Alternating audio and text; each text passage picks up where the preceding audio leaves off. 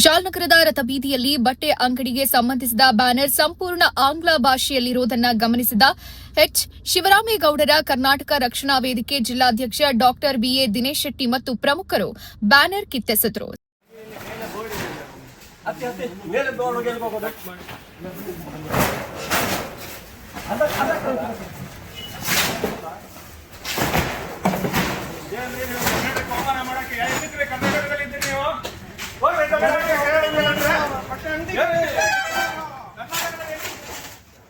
ಸರ್ಕಾರದ ಸೂಚನೆ ಇದ್ರೂ ಕೂಡ ಕನ್ನಡ ಭಾಷಾ ಬಳಕೆಗೆ ಅಸಡ್ಡೆ ತೋರ್ತಾ ಇರುವ ಬಗ್ಗೆ ಅಂಗಡಿ ಮಾಲೀಕರನ್ನ ತರಾಟೆಗೆ ತೆಗೆದುಕೊಂಡ್ರು.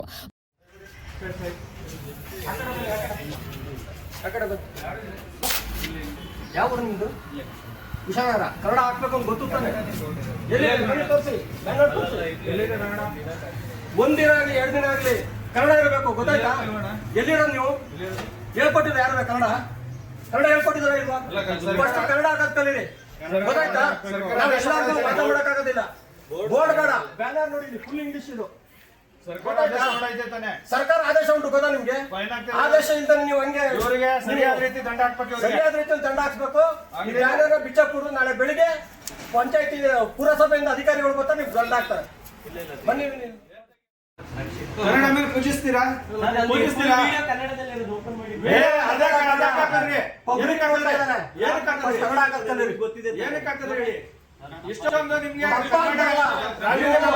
ಒಂದ್ ನಿಮಿಷ, ನೀವು ಕಾನೂನು ಪಾಲಿಸಿ, ತಪ್ಪು ಅಂತ ನೀವು ಕೇಳೋದ್ ಬೇಡ.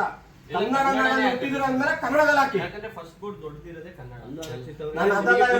ಒಂದು ಅಕ್ಷರ ಕನ್ನಡ ಇದೆಯಾದ್ರಲ್ಲಿ ನೀವು ಬನ್ನಿ.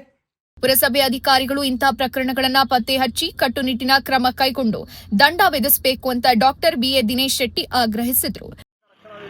ಕೊಡಗು ಜಿಲ್ಲೆ ಇವತ್ತು ನಾವು ಸರ್ಕಾರ ಏನು ಆದೇಶ ಮಾಡಿದೆ, ಕನ್ನಡ ಬಳಸಬೇಕು, ಶೇಕಡ 60 ಭಾಗದಷ್ಟು ಕನ್ನಡ ಇರಬೇಕು ಅಂತ ಆದೇಶ ಮಾಡಿದೆ. ಆದೇಶ ಆದರೂ ನಮ್ಮ ಕನ್ನಡಿಗರಿಗೆ ಆಗಲಿ ಹೊರಗಡೆಯಿಂದ ಬಂದ ಜನರಿಗೆ ಇದುವರೆಗೂ ಕನ್ನಡ ಬಳಸಬೇಕು, 60 ಭಾಗ ಸರ್ಕಾರ ಆದೇಶ ಇದೆ ಅಂತ ಮನವರಿಕೆ ಆಗಿಲ್ಲ ಅಂದರೆ ನಾವೇನು ಮಾಡೋಕ್ಕಾಗೋದಿಲ್ಲ.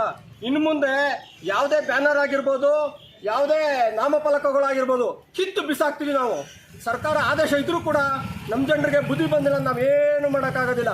ಪುರಸಭೆ ಅಧಿಕಾರಿಗಳು ಎಚ್ಚರಿಸಿ ಇವ್ರಿಗೆ ಸರಿಯಾದ ರೀತಿ ದಂಡ ಹಾಕಿಲ್ಲ ಅಂದರೆ ನಾವು ಎಲ್ಲಿ ನಾಮಫಲಕಗಳು ಹಾಕ್ತಾರೆ ಅಲ್ಲಿ ಹೊಡೆದು ಕಿತ್ತು ಬಿಸಾಕೋ ಜವಾಬ್ದಾರಿ ನಮ್ಮದು. ಈ ಸಂದರ್ಭದಲ್ಲಿ ಕರವೇ ಜಿಲ್ಲಾ ಉಪಾಧ್ಯಕ್ಷ ಪುಟ್ಟಸ್ವಾಮಿ, ಜಿಲ್ಲಾ ಸಂಘಟನಾ ಕಾರ್ಯದರ್ಶಿ ಎಚ್ ನಾಗೇಶ್, ತಾಲೂಕು ಸಂಚಾಲಕ ರಂಗಸ್ವಾಮಿ, ತಾಲೂಕು ಸಹ ಕಾರ್ಯದರ್ಶಿ ಕಾರ್ತಿಕ್ ಉಪಸ್ಥಿತರಿದ್ದರು. 1 ವರ್ಷದ ಮೇಲೆ ಆಯ್ತು, ಆದರೂ ಎಚ್ಚೆತ್ಕೋತಾ ಇಲ್ಲ. ಇವರು ಕರ್ನಾಟಕದಲ್ಲಿ ಇದ್ದು ಎಲ್ಲ ಮಾಧ್ಯಮಗಳಲ್ಲಿ ನೋಡ್ತಾ ಇದ್ದಾರೆ. ಪುರಸಭೆಯವರಾಗಲಿ ಇದಕ್ಕೆ ಸಂಬಂಧಪಟ್ಟವರಾಗಲಿ ಸರಿಯಾದ ರೀತಿ ದಂಡ ಹಾಕಬೇಕು. ಹಾಗಾಗಿ ಇದನ್ನ ತೀವ್ರವಾಗಿ ಖಂಡಿಸ್ತೀವಿ. ಕರ್ನಾಟಕ ರಕ್ಷಣಾ ವೇದಿಕೆ